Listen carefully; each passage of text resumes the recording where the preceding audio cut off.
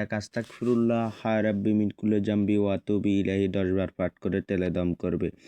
আল্লাহুম্মা সাল্লি আলা সাইয়্যিদিনা মুহাম্মাদি ওয়া আলিহি ওয়া সাহবিহি ওয়া বারিক ওয়াসাল্লিম 10 বার পাঠ করে তেলে ফু দিবে।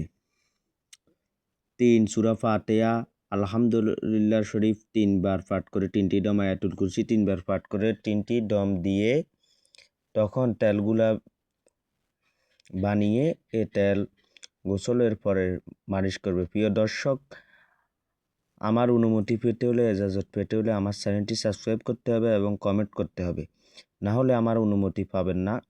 আর জিন, ভূত, পিশাচ, প্রেতাত্মা এগুলো আছে, এগুলা মহান আল্লাহ পাকের সৃষ্টি।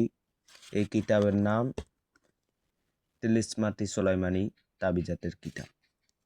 এখন এই জিন, ভূত, প্রেত, পিশাচ, ডাকিনী, যোগিনী এগুলা দূর করতে হলে এই আল্লাহর কোরআনের আয়াতগুলা ব্যবহার করতে হবে। হিন্দু মুসলিম সকলে পারবেন ব্যবহার করতে।